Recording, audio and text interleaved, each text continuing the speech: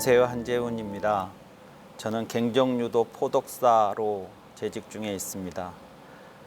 이번에 탄소 중립과 갱정유도의 춘심이라는 주제로 말씀을 드려보도록 하겠습니다. 탄소 중립을 우리가 이야기하는 이유는 단순히 탄소가 문제라기보다 좀 더 근본적으로 접근에 들어가면 탄소에 깃들어 있는 인간의 욕망이 문제일 것이라고 생각을 합니다. 그래서 첫 번째 주제는 탄소에 깃든 인간의 욕망에 대해서 좀 살펴보도록 하겠습니다. 탄소 중립이란 무엇이냐? 그러면 탄소의 배출량과 흡수량이 균형을 이루어서 탄소의 실질적인 배출량이 0이 되게 되는 상태를 말합니다. 그러니까 탄소 중립을 해야 하는 이유는 뭐냐면 탄소의 배출량이 탄소의 흡수량보다 훨씬 초과해서 많이 배출되기 때문에 이것을 실질적으로 배출된 모든 탄소가 모두 흡수가 되도록, 그래서 실질적인 배출량이 0이 되도록 하는 것이 탄소 중립이라고 할 수 있습니다. 이 탄소 중립을 이제 이루어야 하는 이유가 뭐냐 그러면 흡수량보다 탄소의 배출량이 훨씬 많았을 경우에 결과적으로 지구 온난화가 초래가 되고, 지구 온난화로 인해서 우리가 현재 경험하고 있는 기후 위기를 맞이하게 되기 때문입니다.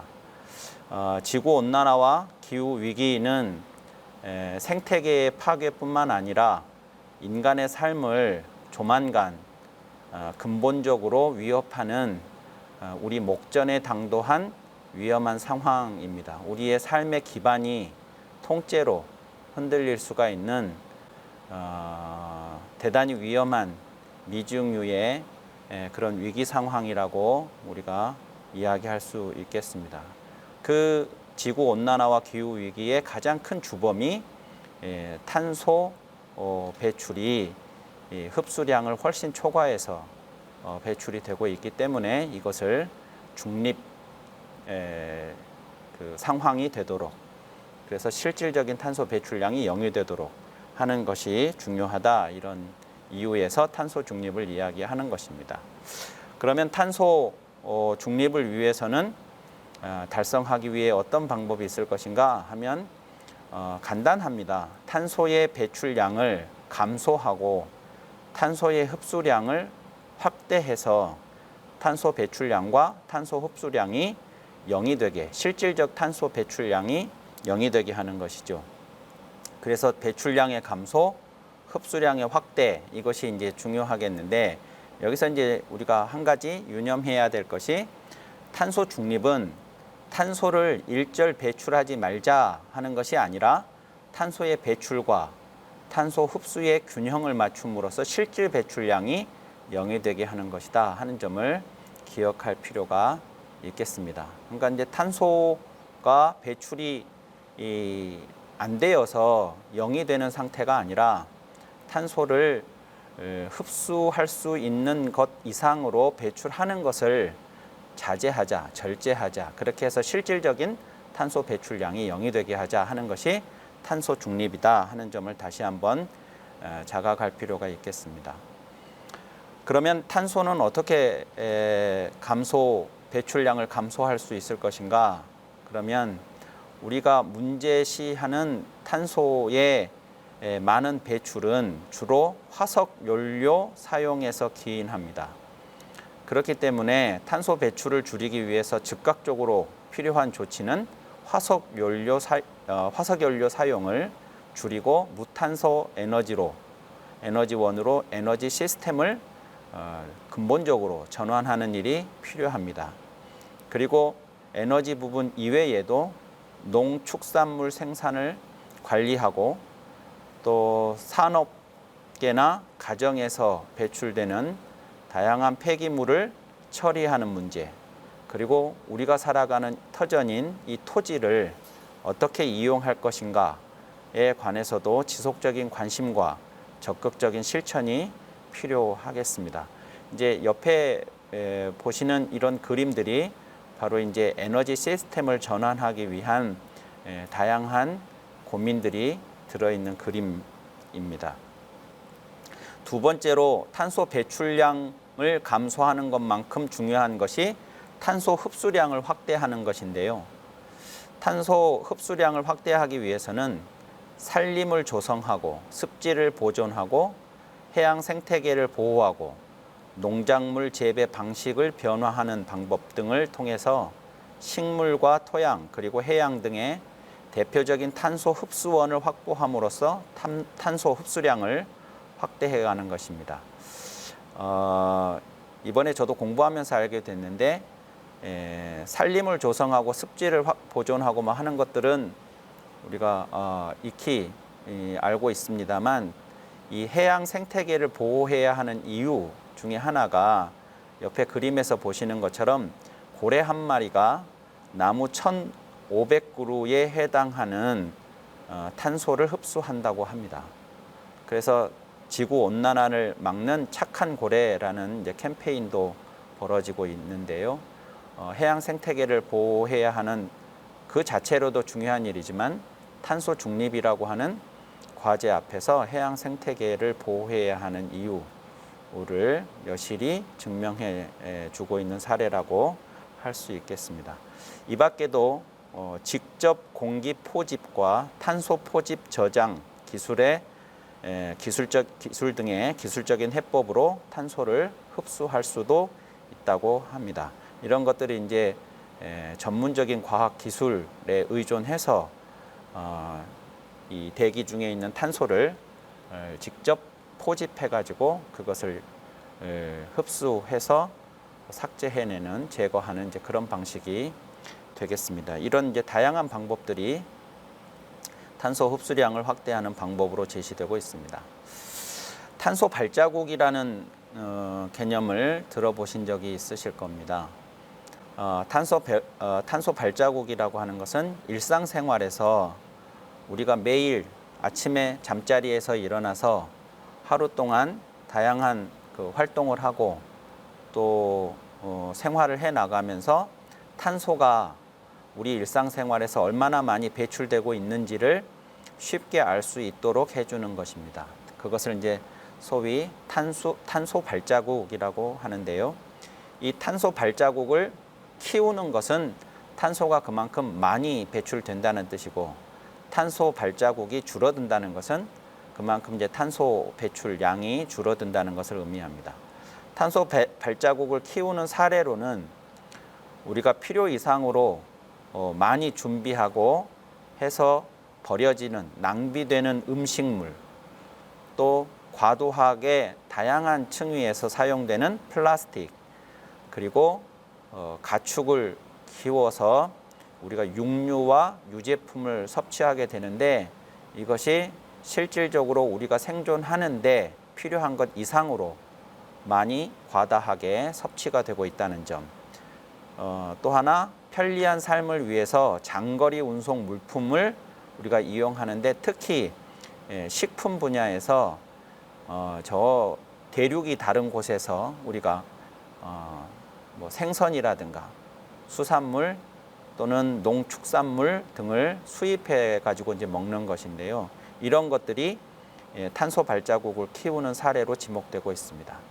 그러니까 이제 음식물을 우리가 음식을 섭취할 때 필요한 양만큼만 준비해서 낭비되는 일이 없도록 하고, 플라스틱을 가능하면 생활 안에서 가능하면 자제하는 방식, 그리고 육류와 유제품을 과다 섭취하는 것보다는 그 식물성 단백질을 섭취한다든가 하는 그런 방식으로 식생활을 개선하는 것, 그리고 장거리 운송 물품을 사용하는 것보다 로컬, 요즘에 말하는 로컬, 지역에서 생산되는 농산물이라든가 또는 그런 식품들을 또는 그런 제품들을 사용하는 것들이 이 탄소 발자국을 줄이는 방법으로 제시되고 있습니다.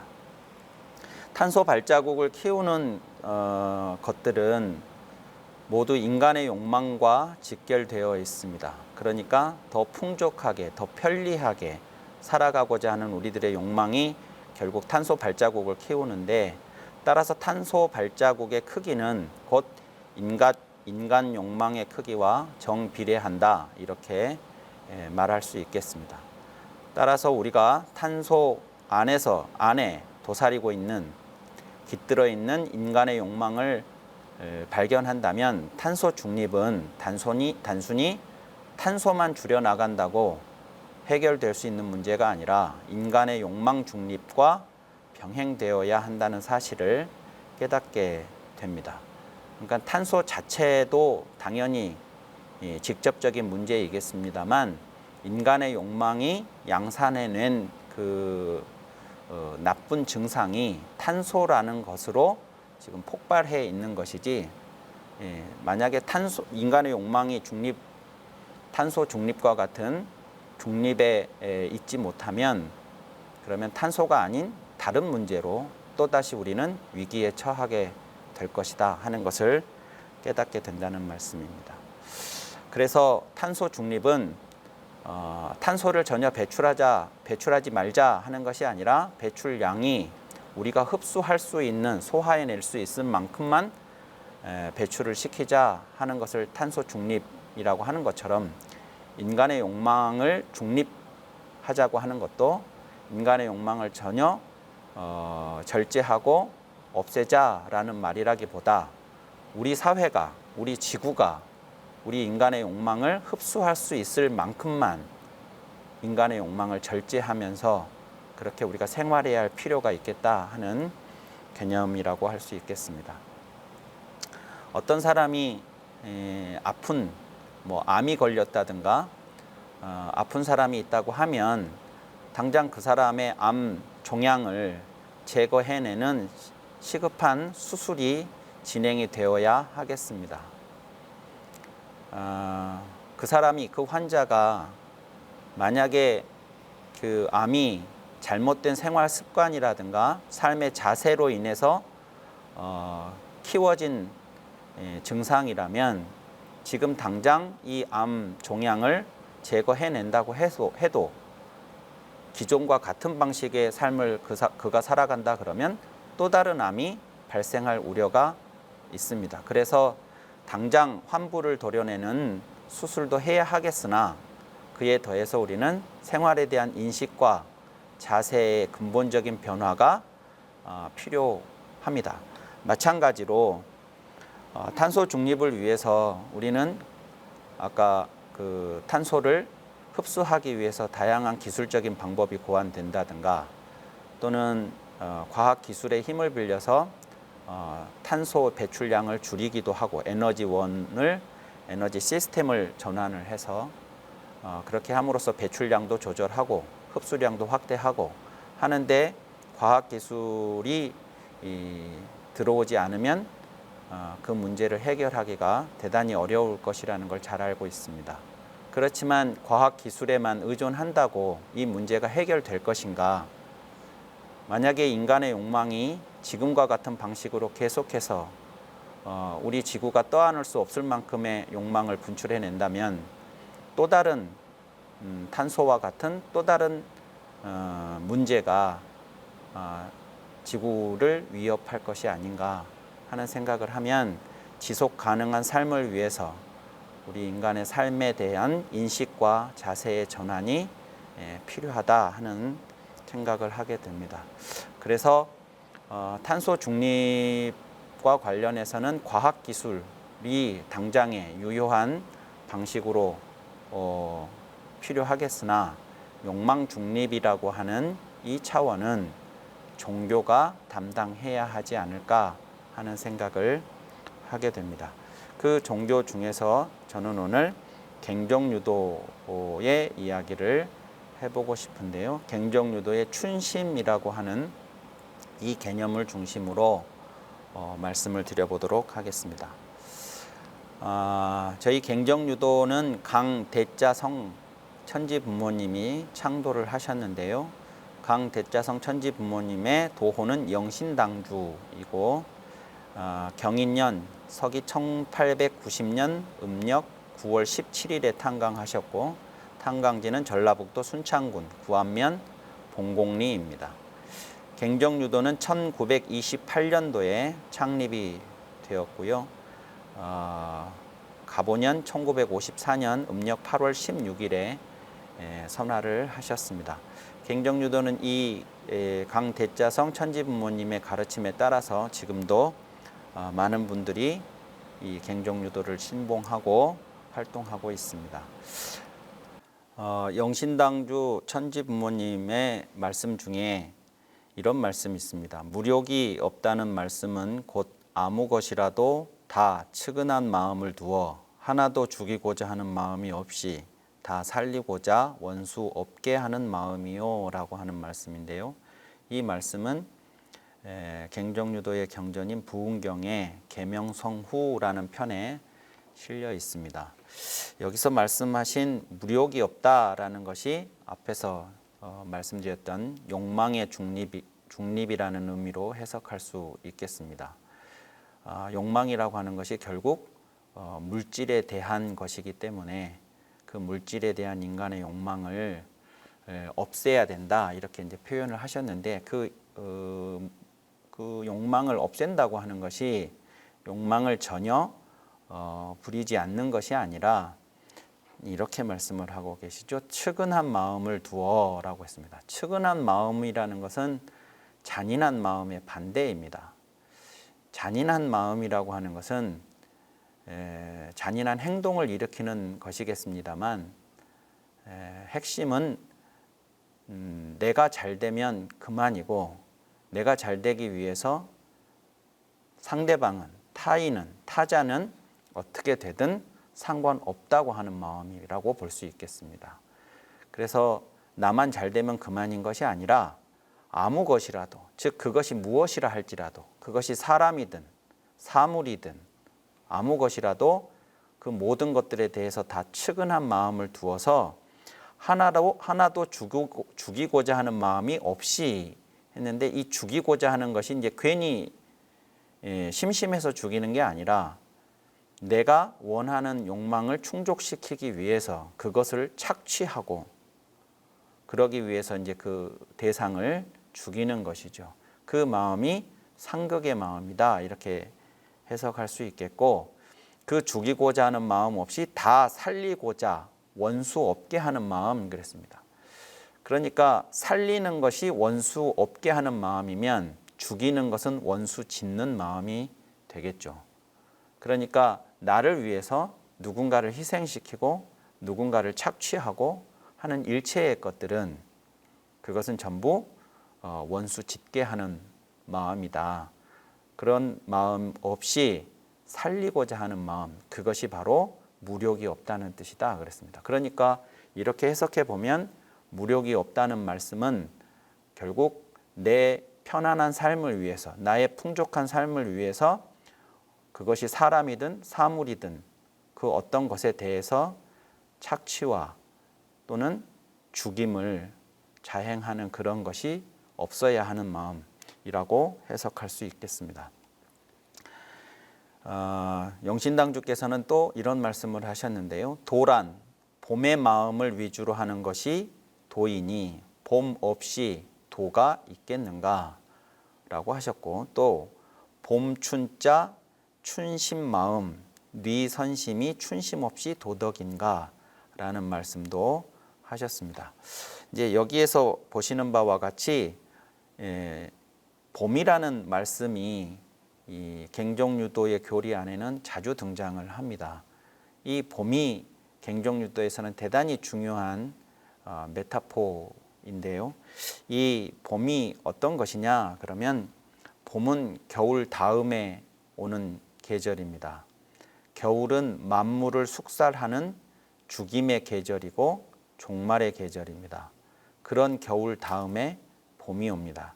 봄은 숙살의 기운이 쓸고 간 천지에 새로운 생명의 기운을 불어넣는 나음과 살림의 계절이고 새로운 시작의 계절입니다.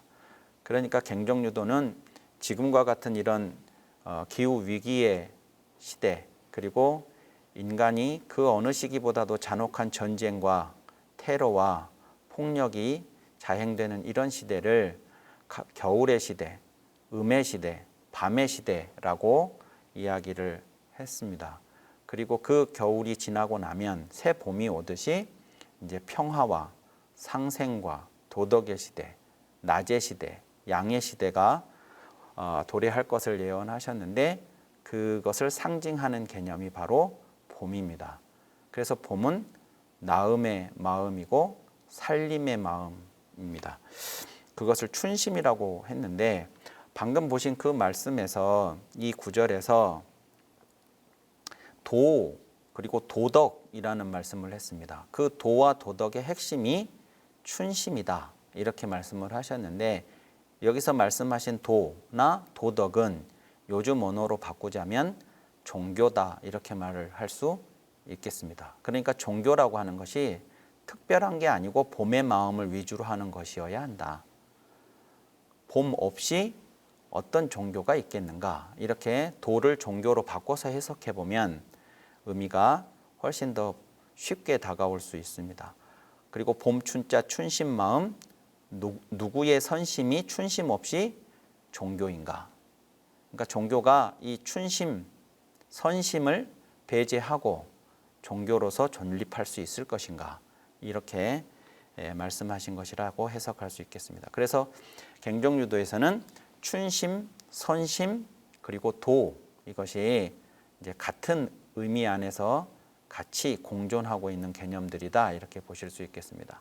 그러니까 이제 종교가 선한 마음, 착한 마음을 지향하는데, 그 착하다라고 하는 것, 선하다라고 하는 것이 조금은 추상적이고 그렇게 이제 들릴 수가 있기 때문에 그 선한 마음의 핵심을 봄이라고 하는 상징에 담아서 춘심이라고 하는 말씀을 제시하신 것입니다.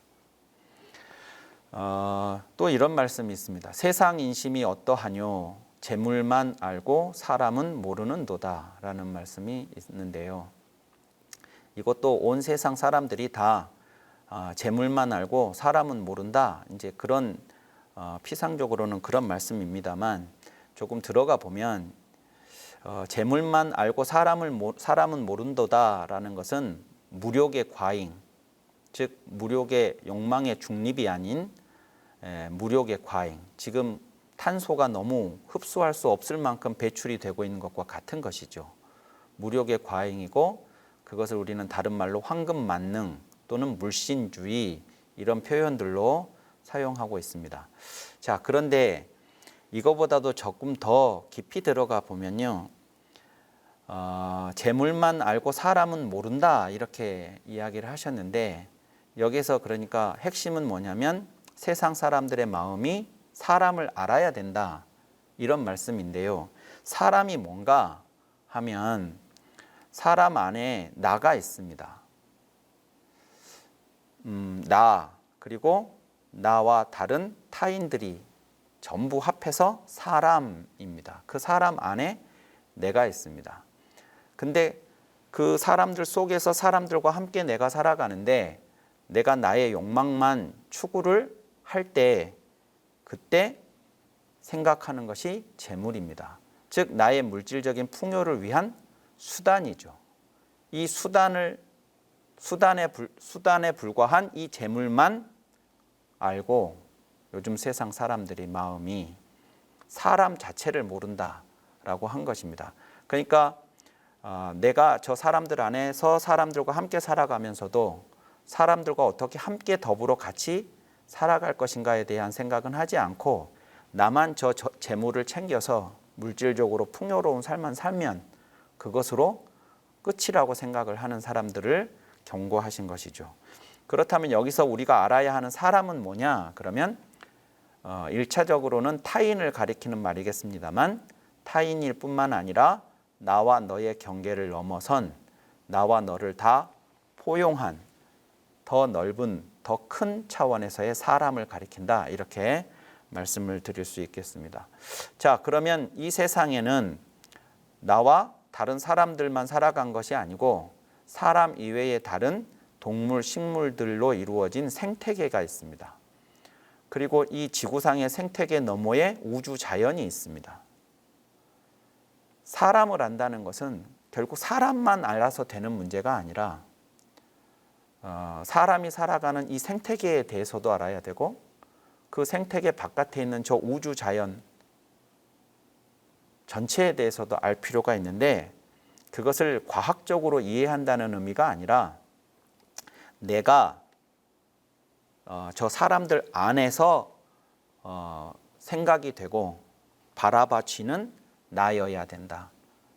즉 나는 사람 안으로 수렴이 된 사람 속에서 이해되어야 한다 하는 것입니다. 저 사람들을 배제하고 나만 잘 살면 된다가 아니라 내가 잘 살기 위해서 저 사람들과 어떻게 함께 같이 잘 살 것인가 이 고민을 해야 된다는 거고요. 사람에 대한 이해는 다시 생태계 안에서의 삶으로 연장되어야 합니다. 사람만 잘 살고 다른 동물, 식물, 환경을 착취해서는 사람이 살 수가 없기 때문입니다. 그 문제가 바로 오늘 우리가 얘기하고 있는 탄소 중립이 필요한 이유. 왜 탄소 중립이 필요하게 됐냐면 우리가 저 생태계에 대해서 너무 무지했고 인간의 욕망을 충족시키기 위해서 착취했기 때문인 것이죠. 그리고 더 나아가서는 우리 지구가 지구로서 끝나는 게 아니라 우주 자연 안에 한 행성이기 때문에 역시 우주 자연, 자연의 질서, 자연의 입법 이런 것들에 대한 관심을 우리가 가져서 우주 자연 안에 틀 안에서 이해되어야 한다 하는 것을 말씀하시는 것이라고 해석할 수 있겠습니다. 그렇기 때문에 이제 이런 말씀들을 하게 되는 것이죠. 그 처음 근본에서는 사해 만민 인족이 한 부모의 자손이라 어찌 감히 상대는 잊고 그저 자기만 알랴라는 말씀을 하셨습니다. 모든 사람은 사해 만민 인족이 인족이라고 하는 표현은 조금 생소하실 수도 있는데 그러니까 동물들이 있습니다. 동물들을 털이 달린 족속이라고 해서 모족이라고 합니다. 털 모자를 써서. 또 새들이 있습니다. 새들을 깃털이 달린 족속이라고 해서 우족이라고 합니다. 물고기들은 비늘 인자를 써서 인족이라고 합니다. 사람을 사람 인자를 써서 인족이라고 하는 겁니다.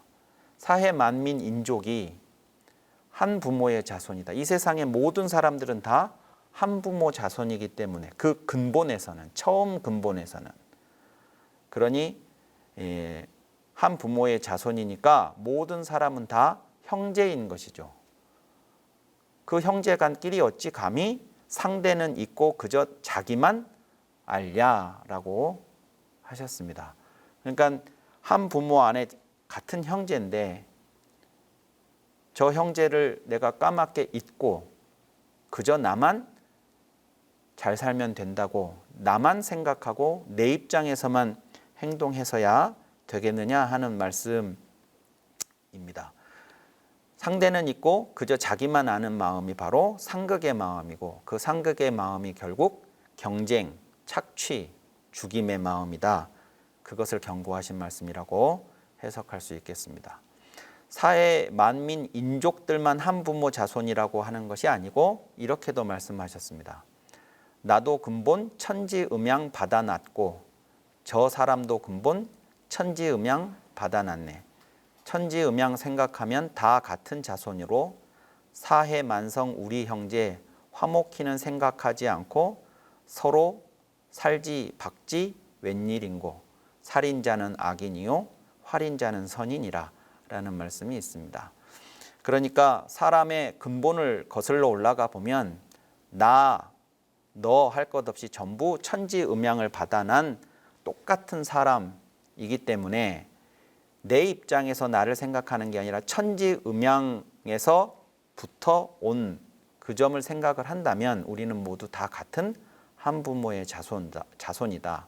그래서 우리는 형제고 형제이기 때문에 화목해야 되는데 화목하려는 생각은 하지 않고 살지 박지 살지 죽인다는 뜻이고요. 박지 때린다는 뜻입니다.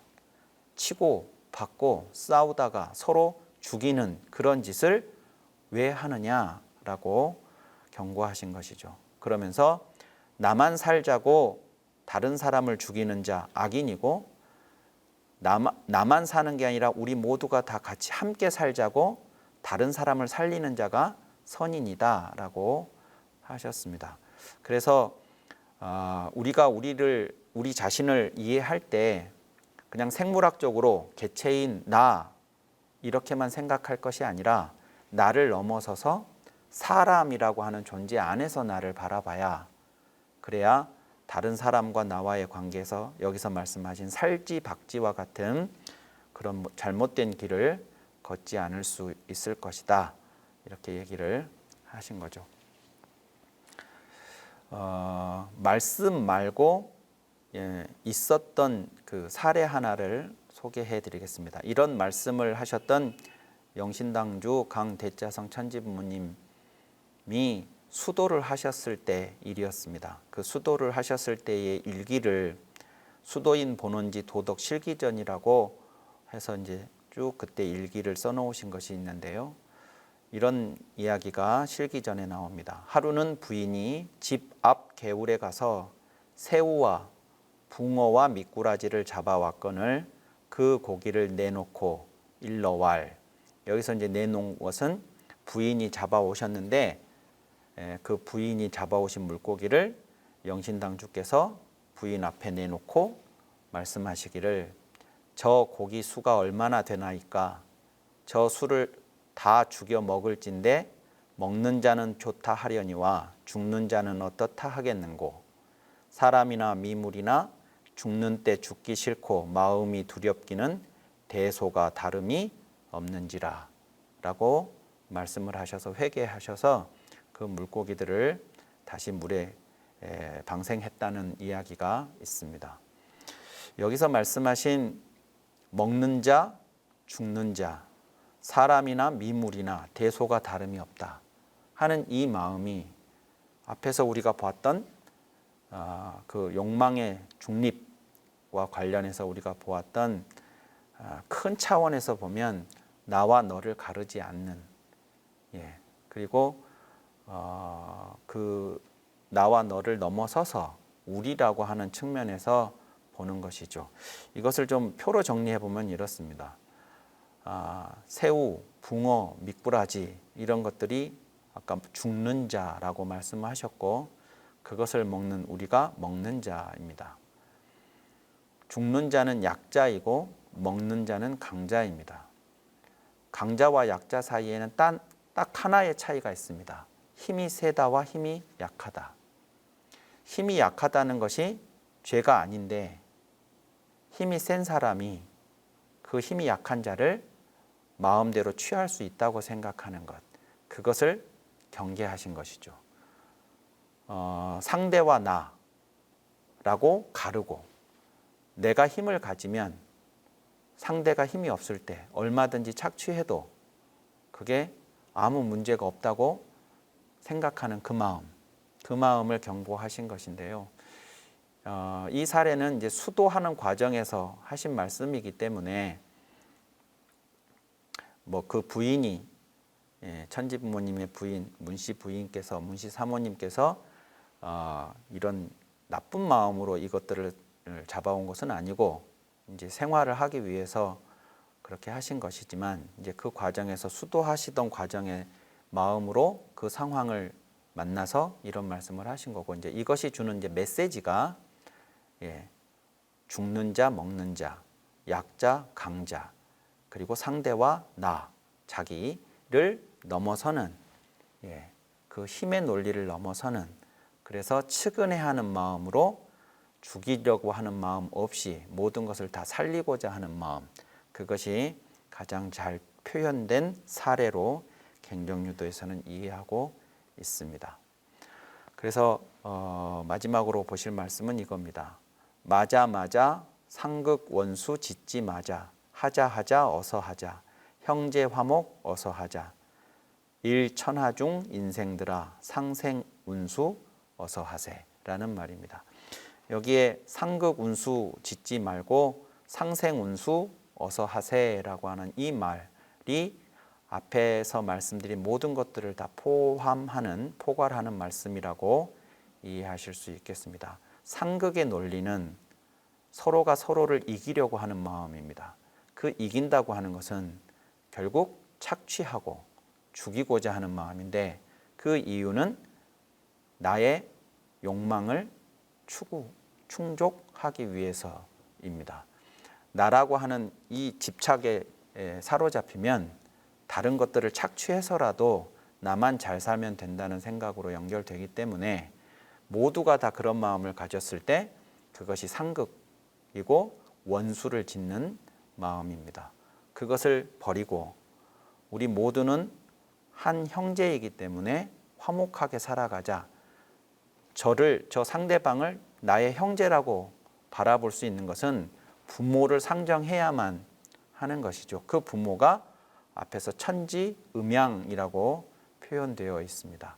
그러니까 천지음양이라고 하는 것은 이 세상에 존재하는 모든 것들의 부모이기 때문에 그 모든 존재들을 나의 형제로 받아들이는 천지 부모를 부모로, 천지음양을 부모로 생각하는 그 마음이 바로 종교적 심성이다 하는 것입니다. 그 마음을 가졌을 때 상생의 운수가 우리 앞에 도래하게 될 것이라는 말씀입니다. 종교인들이 탄소 중립을 위해서 생활에서 다양한 실천을 할 수 있습니다. 그리고 해야 합니다. 갱종유도도 그러한 탄소 중립 운동에 함께 할 것이고, 더 나아가서 기후 위기 극복에 앞장설 것입니다. 그렇지만 종교인들에게 중요한 것은 일상생활에서 어떤 것들을 실천적으로 하는 것 그 자체도 중요하지만 그것을 하는 마음이, 종교적 심성이, 그것이 가장 중요하다고 생각을 합니다. 갱종유도에서는 춘심을 간직하고 그와 같은 일에 나서고 앞장서 나가도록 하겠습니다. 이상으로 갱종유도와 탄소 중립에 관한 말씀을 마치도록 하겠습니다. 감사합니다.